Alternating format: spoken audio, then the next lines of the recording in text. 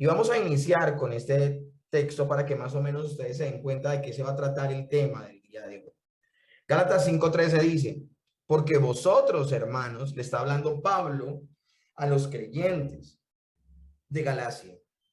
Está el apóstol Pablo hablándoles no a aparentes creyentes. Esto lo está escribiendo por inspiración divina.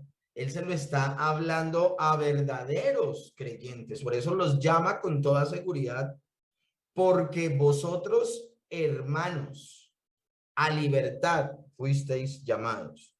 Solamente que no uséis la libertad como ocasión para la carne, sino servíos por amor los unos a los otros. Amén y amén. Y es que ese es el tema que vamos a hablar el día de hoy. El cristiano y la ley. Y ya hemos visto cómo el apóstol Pablo en varios capítulos ha presentado una maravillosa apología o defensa de la justificación por la fe. Hemos visto cómo el creyente no hizo absolutamente nada para ganar su salvación. El apóstol Pablo ha hecho una apología, una defensa de la justificación por la fe, es decir, el creyente no hizo nada para alcanzar su salvación. La salvación es un regalo y si es justificado el Hijo de Dios, no es por su perfecto comportamiento, sino por las obras perfectas de Cristo. Ahora bien, cuando esto lo enseña el apóstol Pablo, y de hecho cuando cualquier pastor en cualquier congregación enseña esta verdad bíblica que está ampliamente descrita en las escrituras, ampliamente descrita por el apóstol Pablo, no solamente aquí en la carta a los Gálatas, sino en muchas de sus otras cartas y en muchos otros lugares también, no solo el apóstol Pablo ha hablado de esto, de la salvación por gracia, por medio de la fe. Es importante, juntamente con la enseñanza de la justificación por la fe, hablar de la santificación. Es importante. Y por eso el apóstol Pablo, en su carta y en su orden, él va a tocar ahora ese tema. En el capítulo 5 y de ahí en adelante va a hablar de la importancia que tiene la santificación, el camino de santidad del creyente una vez que ha nacido de nuevo, una vez que ha sido regenerado. Es verdad, el creyente no fue salvo por portarse bien. El creyente, el Hijo de Dios, no fue salvo por obedecer perfectamente la ley de Dios. El creyente no se salva por obras. Y acá es importante citar Efesios 2 del 8 al 10 para ver estas dos facetas. Efesios 2 del 8 al 9 dice, por gracia sois salvos por medio de la fe. Y esto no de vosotros, pues es don de Dios, no por obras para que nadie se gloríe. Hasta esa parte el apóstol Pablo está hablando del fenómeno de la justificación, de la salvación, de que una persona nazca de nuevo. Tanto la salvación como la fe para creer en esa salvación la regala Dios. Pero el verso 10 ya no habla de este fenómeno, sino que habla del fenómeno de la santificación. Dice el verso 10 de Efesios 2, porque somos hechura suya, creados en Cristo Jesús para buenas obras, las cuales Dios preparó de antemano para que anduviésemos en ellas. Entonces, aunque no nos portamos bien para salvarnos, un verdadero creyente, un verdadero hijo de Dios, un verdadero hermano en la fe, como lo llama el apóstol Pablo a los Gálatas, hermanos míos, un verdadero discípulo del Señor Jesucristo, aunque no hizo absolutamente nada para adquirir su salvación, es decir, no tuvo que guardar perfectamente la ley, no tuvo que tener una obediencia que descrestara a Dios, esa persona que ha sido salva por gracia, que ha sido alcanzada por Dios por el puro afecto de su voluntad, esa persona una vez salva, se porta bien. Su salvación no es porque se portó bien, pero una vez salvo, él quiere imitar a Cristo. Y él quiere, por amor a Dios, guardar la ley. Es por esa razón que el tema del día de hoy, la predicación del día de hoy se llama como se llama. El cristiano y la ley. Hay personas que abusan diciendo, como somos salvos por gracia, pues ya no tenemos ninguna relación con la ley y no debemos guardar la ley. O sea, son personas que solamente exaltan la justificación por la fe, pero olvidan del todo la santificación. Y esas personas están eliminando mucha información, muchos mandatos y muchos consejos que dan las escrituras con respecto a esta situación de la santificación, y por eso están teniendo una doctrina deficiente. El apóstol Pablo no va a dejar de dar todo el consejo de Dios, y no solo va a mostrar una cara de la moneda. Listo, no tuvimos que hacer nada para salvarnos, pero una vez salvos, no tenemos ninguna relación absoluta con la ley de Dios. Claro que sí, la persona se guarda de agradar a Dios, de vivir para su gloria, y por esa razón, ya no procurando su salvación, ya no evitando el infierno, sino por agradecimiento, por amor a Dios, guarda su bendita palabra. Y es que, mis hermanos, nosotros tenemos que tener cuidado con la falsa doctrina. Tenemos que tener cuidado con enfocarse en solo uno de estos puntos. Y aquí es donde vemos precisamente cómo han emergido estas dos posiciones heréticas tan peligrosas al interior de la iglesia, que las mencionamos desde que comenzamos este estudio de Gálatas. Y hablábamos precisamente del legalismo y hablábamos del antinomianismo. Y hablábamos de que nosotros hemos sido llamados ni a ser legalistas ni a ser antinomianos, sino que hemos sido llamados a ser bíblicos, a promover el evangelio. El legalismo es ese énfasis nocivo en que necesitamos de una obediencia para agradar a Dios y por eso salvarnos. El antinomianismo sencillamente ve esa parte que dice que como ya fuimos salvos por gracia, no tenemos ninguna relación con la ley y hay muchas cosas que ya no debemos cumplir porque ya en Cristo fueron cumplidas. Pero para que más o menos ustedes tengan como un retrato claro de qué son estos dos movimientos, yo esto ya lo hice en otra clase, pero el día de hoy voy a usarlo porque vamos a estar hablando de estas dos situaciones tan terribles y que están como tan de moda todavía el día de hoy al interior de la iglesia tan peligrosamente. ¿Qué es el legalismo? Es el uso excesivo e inapropiado de la ley. Cuando una persona intenta guardar la ley para obtener su salvación. Cuando una persona guarda la ley para sostener su salvación. Imagínense, una persona se porta obedientemente para salvarse, pero como supuestamente alcanzó su salvación por obediencia, ahora tiene que seguir portándose obedientemente para no perderla. Cuando un cristiano juzga a otros cristianos por no guardar ciertos códigos de conducta que él o ella piensan se necesitan ser guardados. Entonces, es importante tener en cuenta esto. Ahora, por otra parte, el antinomianismo, ¿qué es? El antinomianismo es la falsa doctrina que sostiene que la gracia de Cristo anula la ley. Y por lo tanto, el cristiano no está obligado a obedecer la ley en ningún sentido. Esto es gravísimo, mis hermanos. Esto es gravísimo. Ahora, el apóstol Pablo ya ha hablado de algo. Le está hablando a creyentes, le está hablando a hermanos en la fe, le está hablando a hijos de Dios, le está hablando a cristianos. Y les ha dicho, ustedes en Cristo son libres. Manténganse firmes con la libertad con la que Cristo los hizo libres y no estén nuevamente sujetos al yugo de esclavitud. Eso es lo que leíamos en Gálatas capítulo 5 en el verso 1. Ahora, nosotros ya no estamos esclavos de la ley, ya no somos de los que creemos y ponemos nuestra confianza de que debemos cumplir puntualmente toda la escritura para salvarnos, sino que somos libres de ese modo de pensar y entendemos que no nos salvamos por nuestra propia obediencia, sino por la obediencia de nuestro Señor Jesucristo. Pero la persona que es salva realmente no solo entiende esta verdad, sino que también entiende que hemos sido libres para obedecer la ley de Dios, ya no por obligación, sino por gusto, por amor, por deseo. Eso es lo impresionante, mis hermanos. Una persona en la que habita Dios, en la cual habita el Espíritu Santo, esa persona ya no verá la ley de Dios como un yugo, sino verá la ley de Dios como su deleite.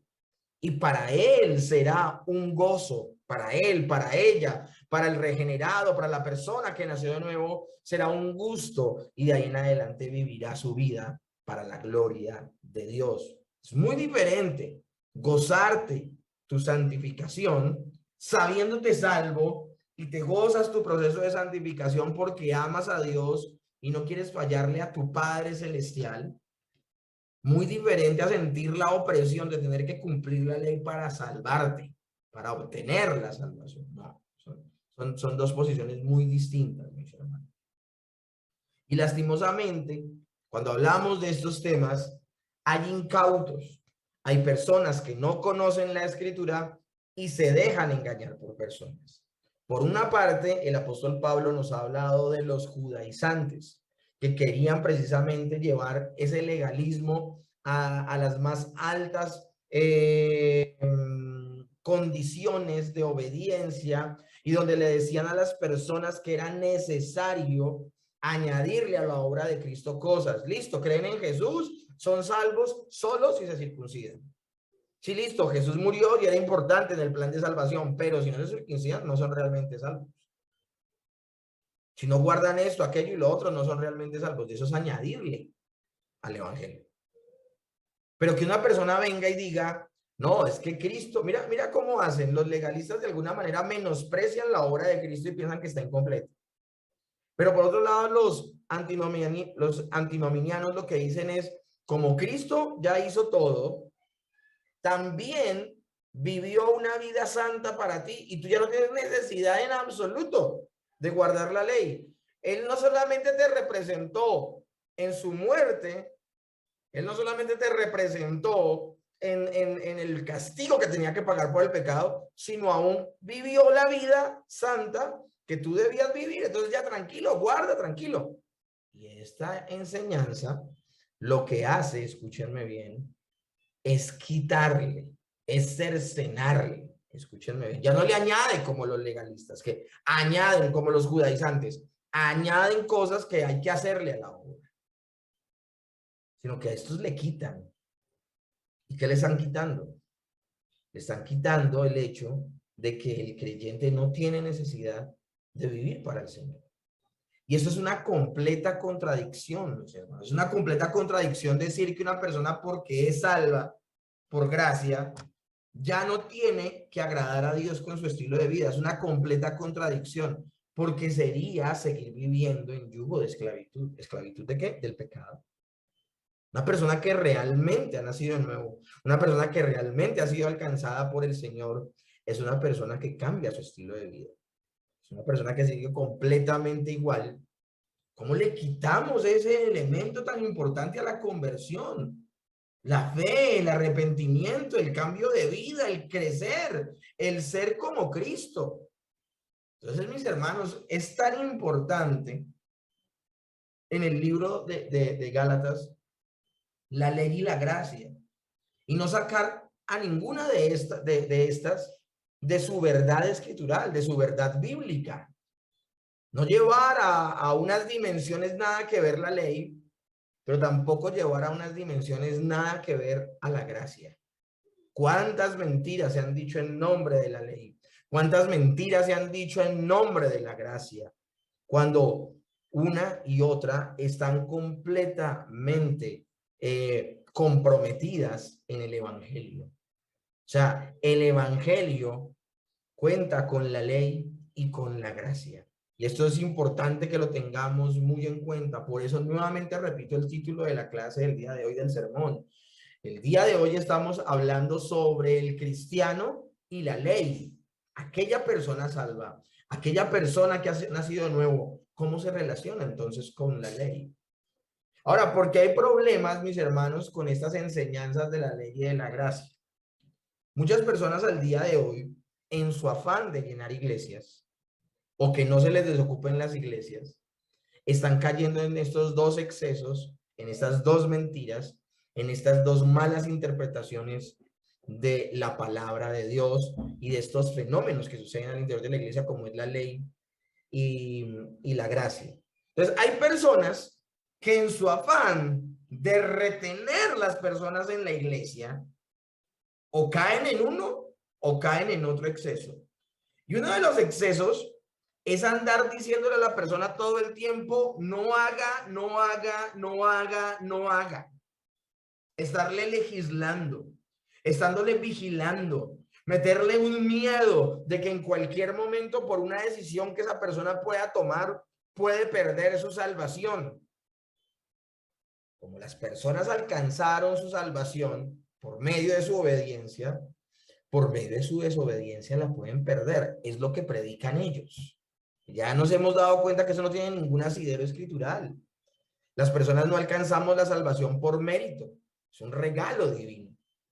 Pero los legalistas, y es lo que decían los judaizantes, si las personas dejaban de hacer, hombre, podían perder su salvación. ¿Por qué el término pragmatismo? Porque las personas se están volviendo prácticas al interior de la iglesia y practican lo que les conviene, lo que les trae resultados. Trae resultados numéricos el presionar a la gente para que no peque. Puede que sí.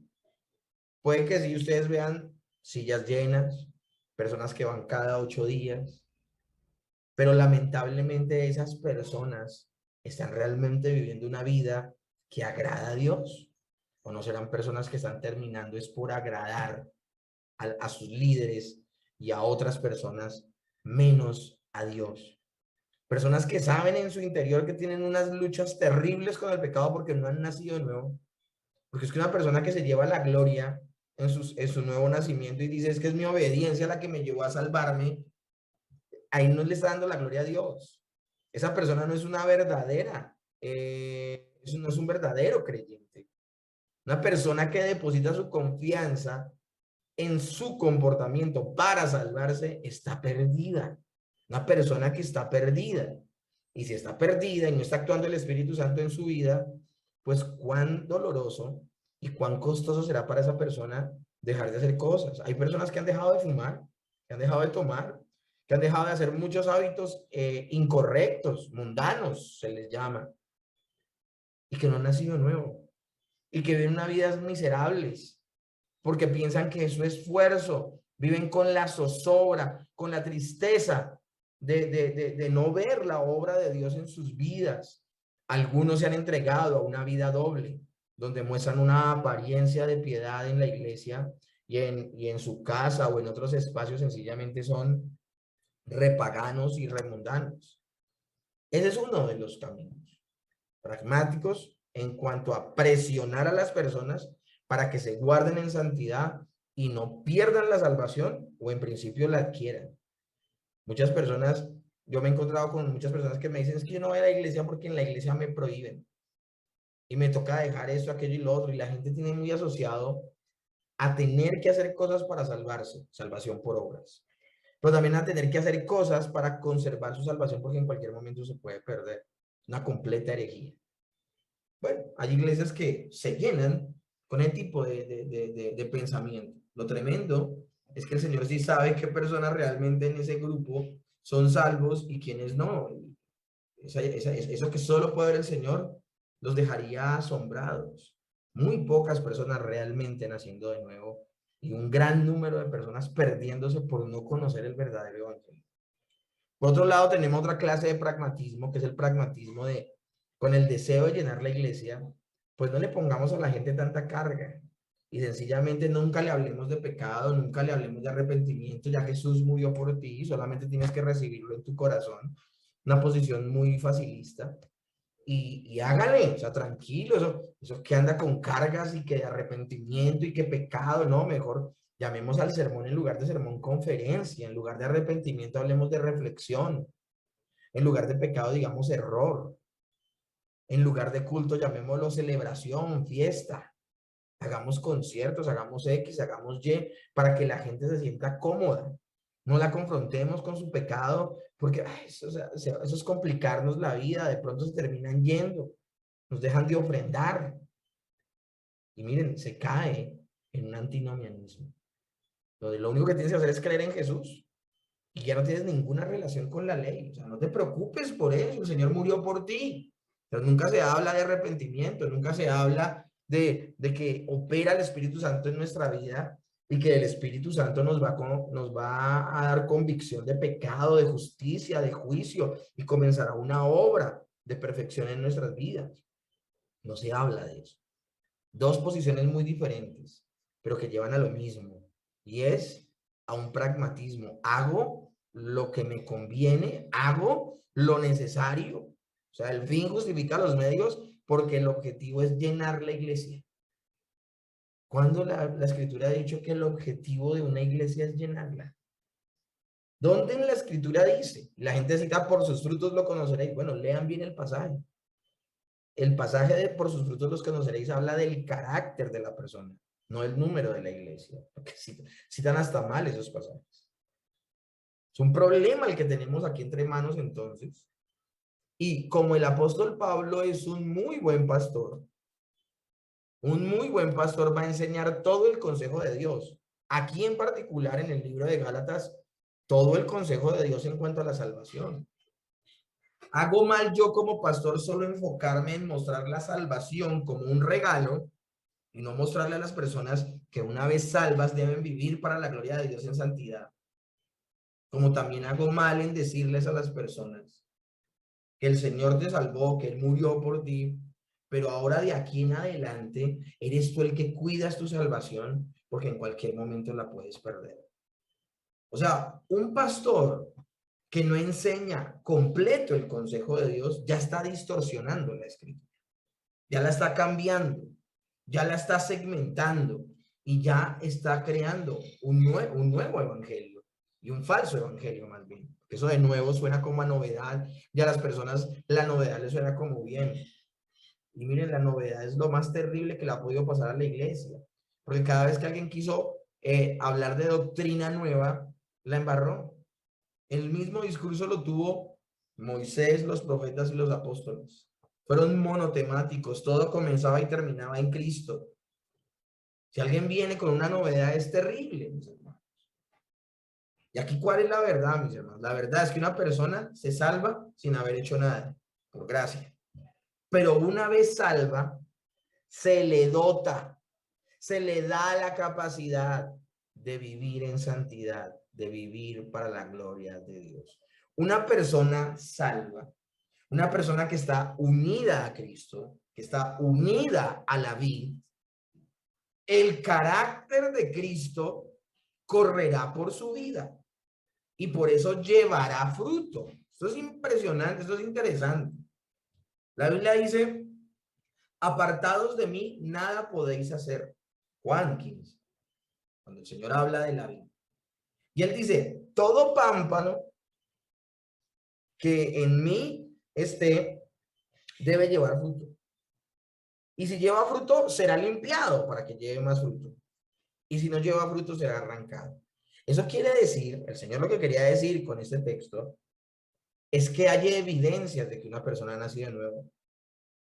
Y las evidencias de que una persona nació de nuevo es que esa persona vive en santidad.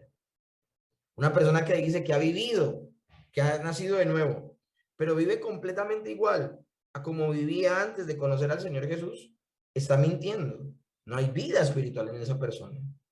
De hecho, el Señor dice que el pámpano que lleva fruto será limpiado. Ese término limpiado es será quitada la escoria, será quitado lo marchito, será quitado lo muerto. En esa persona solo habrá vida y esa persona vivirá para la gloria de Dios. Entonces no hay una incoherencia más grande que hablar de una persona que se salvó por gracia y no tenga ningún compromiso con portarse de una manera santa. No, eso es una contradicción las congregaciones que enseñan esto. Entonces vayamos al texto del día de hoy. Nuevamente Gálatas, capítulo 5, verso 13.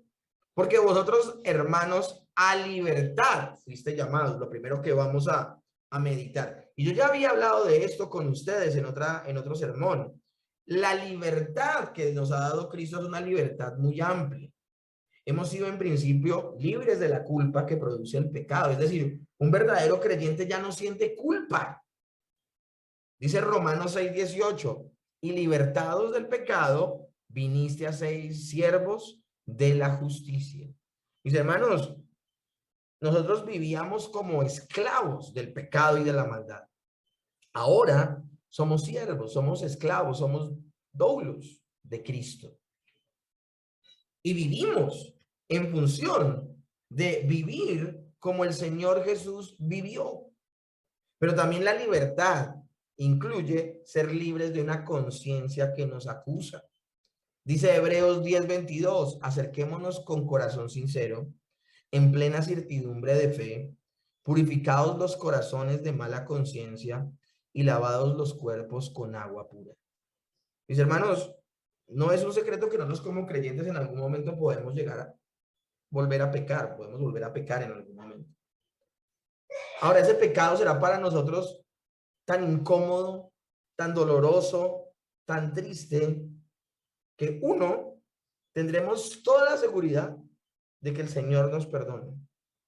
Pero por otro lado, tomaremos cartas en el asunto y lo abandonaremos. Cuando hablamos de que somos libres de una conciencia que nos acusa, está hablando de personas que no creen en el perdón de Dios, que es más grande la culpa en su corazón por lo malo que han hecho que la fe en creer que el Señor les puede perdonar sin haber hecho absolutamente nada.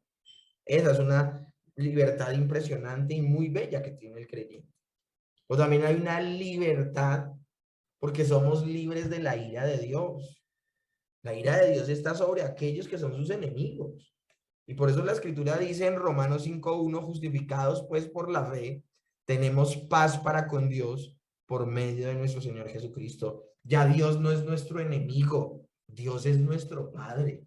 Ya no es nuestro enemigo que busca la condenación eterna en nosotros por haber sido malos, sino que porque Cristo murió y tomó nuestro lugar, la ira de Dios cayó sobre Jesucristo y ahora el amor de Dios nos alcanza. También somos libres de la tiranía de Satanás. Dice Lucas 1:74, que librados de nuestros enemigos, sin temor le serviríamos. Una promesa que le hizo Dios a los patriarcas. Y lo tremendo del asunto, mis hermanos, es que un hijo de Dios, un creyente, experimenta la libertad del yugo de Satanás, porque ahora vive, escúchenme bien, ha pasado de las tinieblas, de las luces admirables. Y es importantísimo que lo tengamos en cuenta.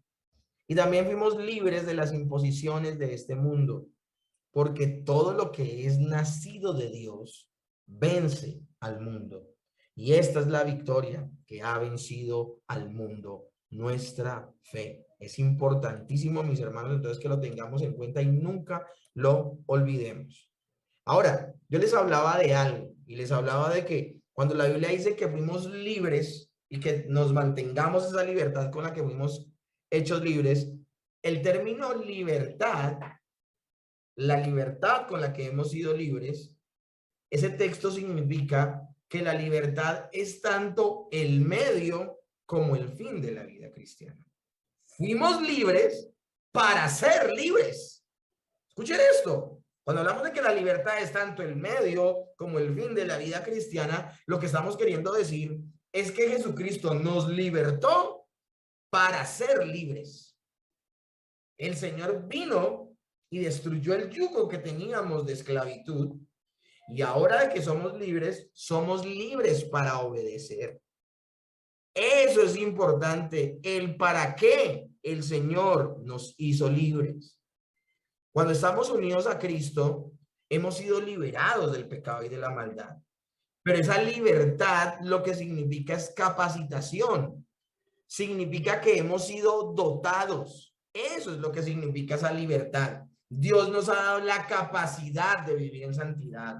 Dios nos ha dotado del fruto del Espíritu Santo para vivir esa santidad. No hay una contradicción más grande que decir que fui salvo por gracia, pero sigo en mi vida de pecado. Listo, el Señor nos sustituyó en nuestro castigo y nos sustituyó con su vida perfecta. Maravilloso. Pero escúchenme bien, el Señor habita en nuestras vidas y estamos unidos a Él para que, como dice la Escritura, andemos como Él anduvo. Eso no lo hace el Señor por nosotros. Él no vive por nosotros nuestro proceso de santificación. Somos capaces de vivir en santidad por el poder de Dios. No somos nosotros, es el poder de Dios que subyace en nosotros, que vive en nosotros. El Espíritu Santo, Dios mismo vive en nosotros y por eso nosotros podemos vivir en santidad. Es por su poder que podemos vivir en santidad. Pero Dios no vive esa vida en santidad por nosotros. Nuestro papel en cuanto a la santificación es un papel activo, un papel activo. Sencillamente el Señor entonces nos dota, nos dio la dotación, nos dio la capacidad de vivir para su gloria. Por eso Romanos 6:22 dice, mas ahora que habéis sido libertados del pecado y hechos siervos de Dios, tenéis por vuestro fruto la santificación y como fin la vida eterna. ¿Qué hacen estos textos los antinomianistas? ¿Qué hacen estos textos? Dice que ya que hemos sido libertados del pecado, el fruto que viene producto de haber nacido de nuevo es nuestra santificación. Y la santificación apunta a la vida eterna. Entonces, mis hermanos, tenemos que tener en cuenta esto. Pero el verso 13 también tiene una segunda parte importante. Porque vosotros, hermanos, a libertad fuisteis llamados, solamente que no uséis la libertad como ocasión para la carne. Hermanos, vuelvo y les repito, es una contradicción decir que nací de nuevo, es una contradicción decir que yo ya vivo, vivo para la gloria de Dios, que fui salvado por gracia y que yo no tengo la necesidad de vivir en obediencia a la ley moral de Dios. Si una persona no vive en obediencia a la ley moral de Dios, aunque crea mucho en la salvación por gracia, su vida será una contradicción. Una persona que dice ser cristiana y todavía roba, o miente, o deshonra a sus padres, o tiene actividades inmorales, es una contradicción completa. Nosotros no podemos perder de vista el hecho de que sí, Dios habita en nosotros, pero dentro del creyente hay un remanente de pecado que necesita ser todos los días apaciguado por el Espíritu Santo. Ese es el proceso de santificación. El proceso de santificación es que el creyente, por la obra del Espíritu en su vida, mortifica el pecado. Por la obra del Espíritu Santo, guarda la palabra de Dios y busca cada vez ser más como Jesús. Un verdadero creyente, lo que ve en su vida es que él mengua y que Jesús crece. Pero nosotros como creyentes no podemos perder de vista una realidad, y es que aún en nosotros habita un remanente de pecado. ¿Qué es lo que piensan los legalistas? ¿Qué es lo que piensan los que creen que se puede alcanzar la perfección en esta vida? Ellos creen que el hombre es capaz de obedecer perfectamente la ley de Dios como una capacidad innata del hombre. Y el hombre desde que cayó Adán y Eva, mis hermanos, no puede obedecer ni quiere. Miren lo que decía Martín Lutero acerca del remanente de pecado.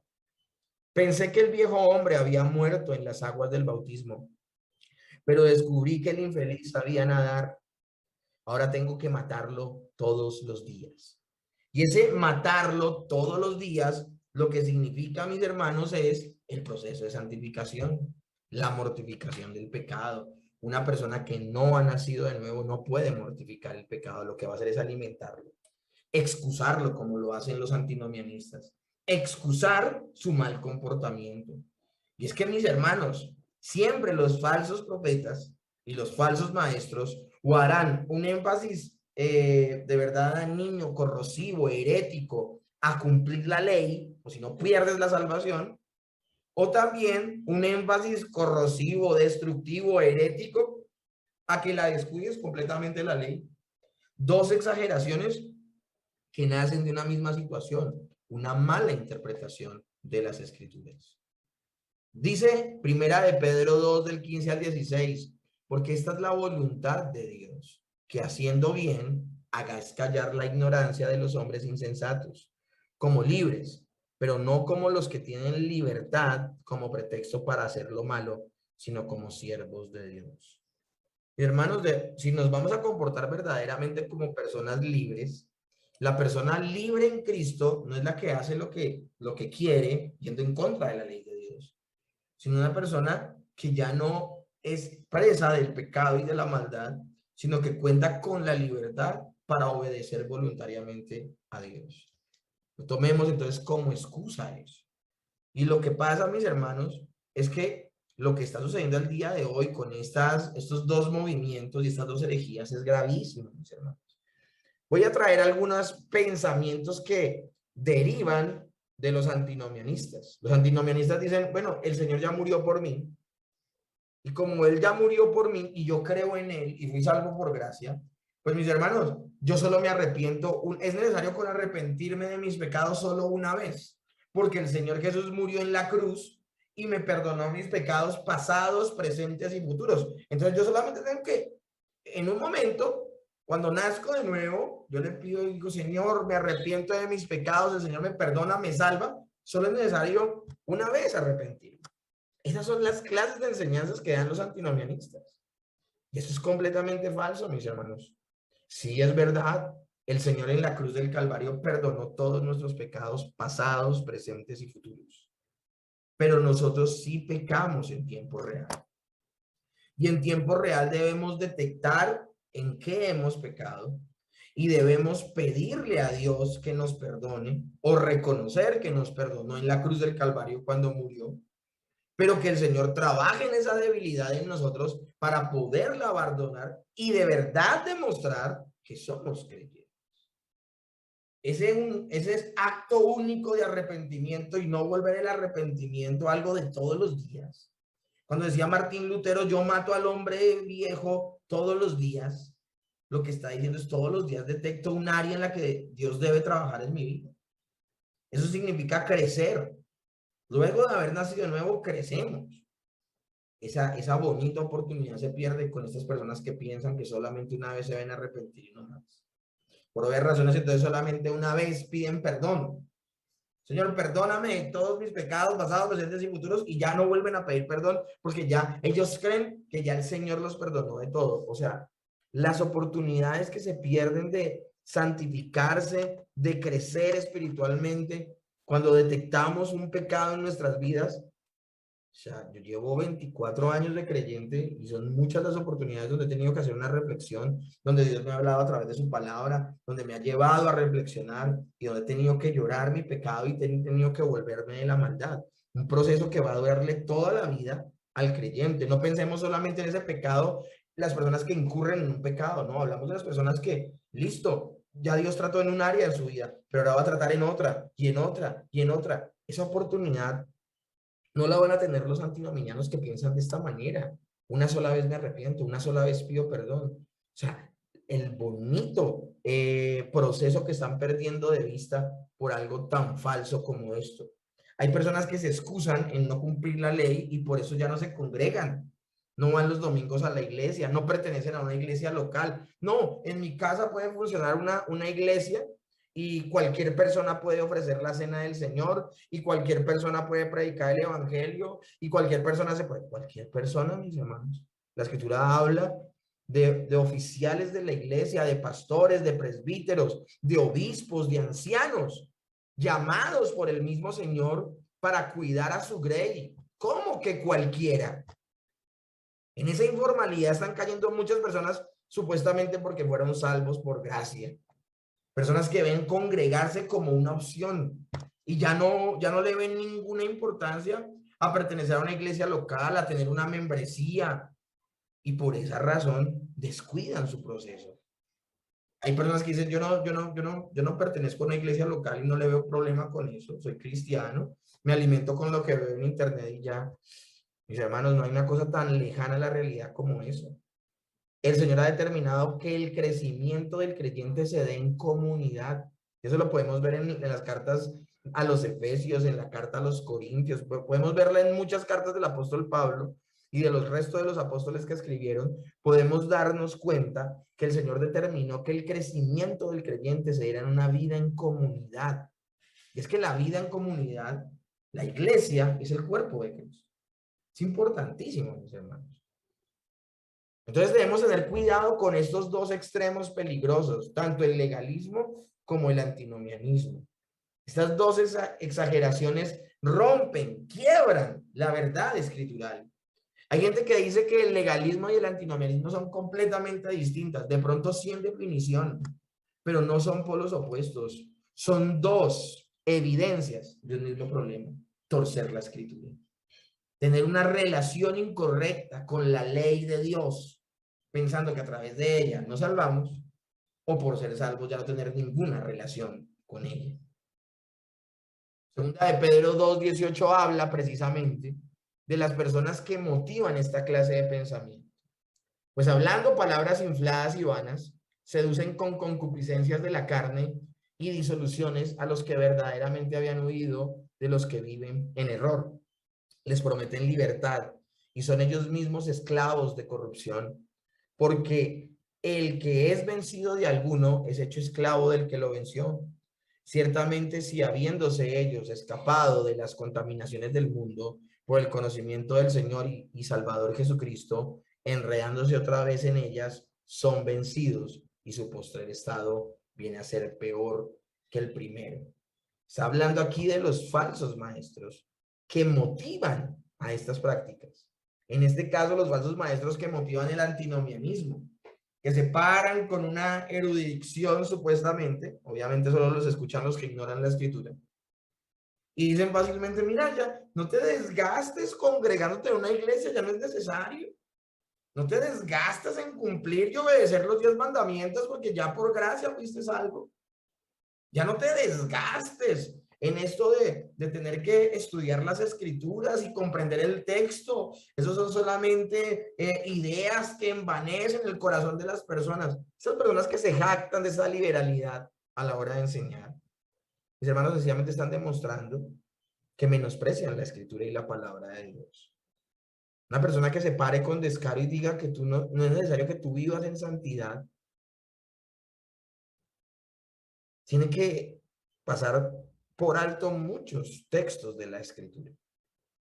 Judas capítulo 1, en el verso 4 dice: porque algunos hombres han entrado encubiertamente, los que desde antes habían sido destinados para esta condenación, hombres impíos que convierten en libertinaje la gracia de nuestro Dios y niegan a Dios, el único soberano, y a nuestro Señor Jesucristo. Mis hermanos, ustedes saben que yo defiendo a capa y espada la salvación por gracia. No creo absolutamente que el hombre pueda hacer algo para procurar su salvación. Quien lo salva es Dios. Es un don divino la salvación y aún la fe para creer a esa salvación tan grande. Pero mis hermanos, una vez salvos, yo creo también con todo mi corazón que debemos vivir para la gloria de Dios, y eso demanda vivir en santidad, demostrando que no tenemos ninguna relación con el pecado, que no somos esclavos del pecado y de la maldad, mis hermanos. Por esa razón es necesario desenmascarar a los falsos maestros y con ellos a los falsos creyentes. Y el verso 13 tiene una parte final que dice: sino servíos por amor los unos a los otros. Ese va a ser el gran cierre de la clase del día de hoy, que va a ser alimentado por el verso 14 y el verso 15. Debemos entender algo. Cuando hablamos de una persona que ha nacido nuevo, un verdadero creyente, pero también cuando hablamos de un verdadero pastor, un verdadero oficial de la iglesia, un verdadero presbítero, un verdadero obispo, un verdadero anciano, un verdadero pastor, mis hermanos, piensa totalmente contrario a la radiografía que le acabo de leer desde Judas y de Pedro, de los falsos maestros.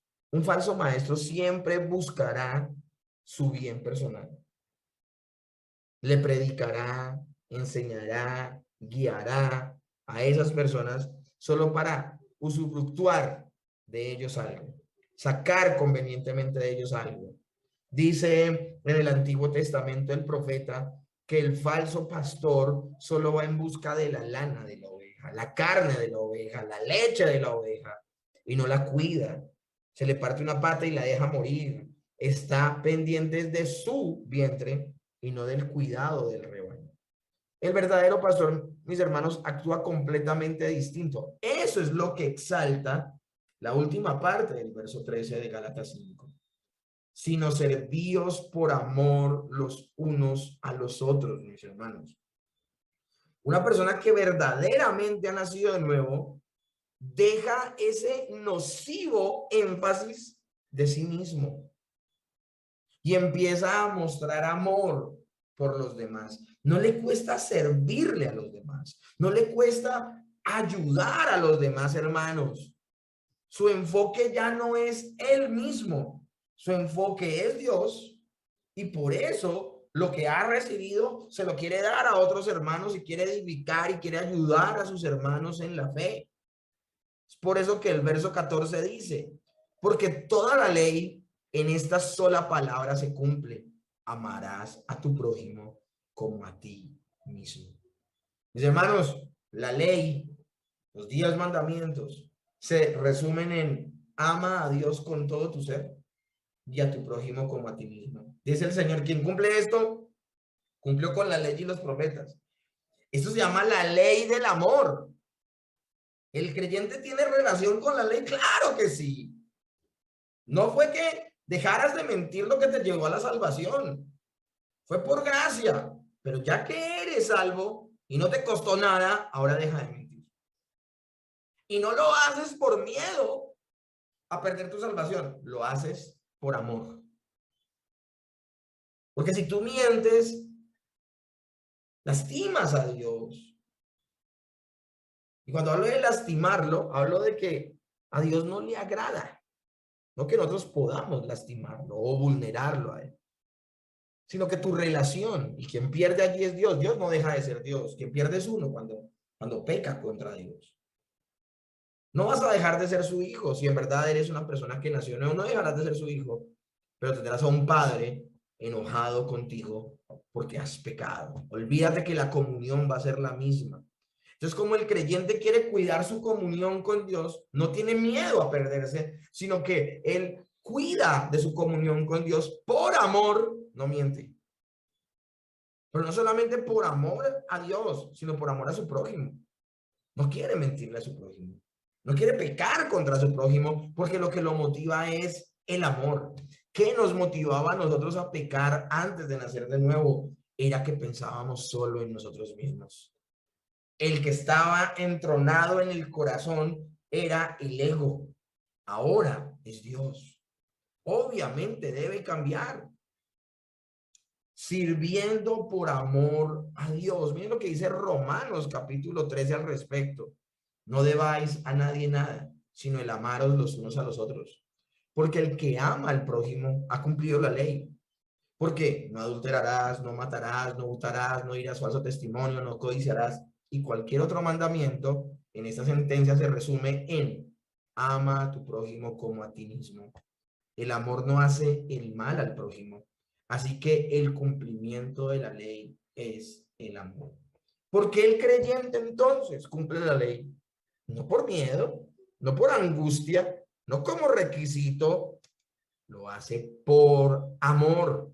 Ha dejado de pensar solo en él mismo. De hecho, la persona que ha nacido de nuevo se niega a sí mismo, se niega a alimentar a su viejo hombre y por esa razón piensa primero en los demás antes que en él mismo.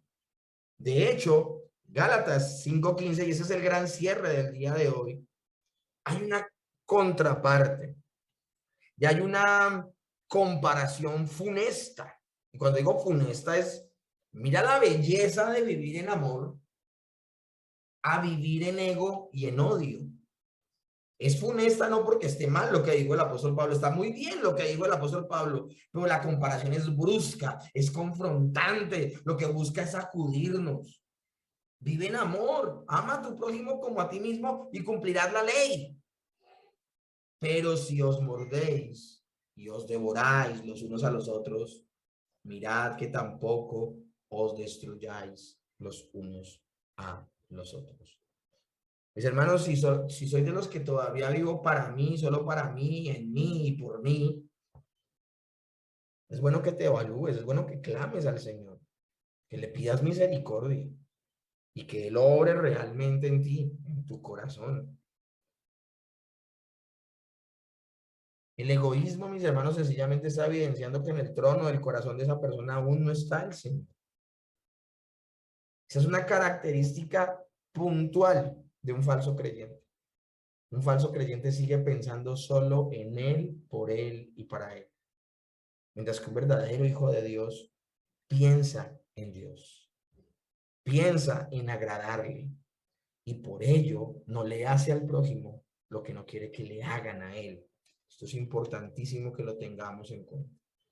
Ya a manera de resumen, mis hermanos, si podemos hablar del legalismo o hablar de el antinomianismo, en cuanto a pretender la salvación a través de cualquiera de estas dos prácticas, miremos como que hay una gran fuente de agua entre nosotros y Dios. Las personas que quieren procurar a través del legalismo la salvación, es como si esa fuente de agua fuera un torrente de corrientes tempestuosas que no le va a permitir llegar a través de esa agua a Dios. O sea, va a ser tan fuerte el torrente, van a ser tan fuertes las corrientes, van a haber tornados internos dentro del agua que tú vas a perecer en esa agua. Es imposible a través del legalismo llegar a Dios porque nadie puede cumplir la ley. Pero si estamos hablando del antinomianismo, tal vez puede ser una fuente de agua muy calmada, muy tranquila, no te va a generar oposición alguna, pero al meterte en esas aguas, buscando llegar a Dios, son aguas que están tan contaminadas, porque el antinomianismo, como dice que no hay que guardar la ley, serán aguas llenas de pecado, llenas de maldad, justificando por la gracia el libertinaje, que no alcanzarás a llegar a Dios. Así las aguas no se opongan, así no haya corrientes, así no haya olas que te alejen de la orilla, no alcanzarás a llegar a Dios porque será tan alta la contaminación de esas aguas que te envenenarán y terminarás muerto. El legalismo te ahoga, el antinomianismo te intoxica. Lo que necesitamos, mis hermanos, es a Jesucristo. Él es el camino, Él es la verdad, Él es la vida, Él es el que nos conduce verdaderamente a Dios. ¿El creyente tiene relación con la ley? Claro que sí, porque aunque no fuimos salvos por cumplir y obedecer la ley, una vez salvos, por amor guardaremos la ley. ¿Y por amor a quién? Por amor a Dios. Un amor que se verá identificado aún en nuestra relación con los demás. Y de eso seguirá hablando, del amor a los demás, de un amor a Dios práctico que se demuestra en los demás. Es de lo que seguirá hablando en los próximos versículos el apóstol Pablo.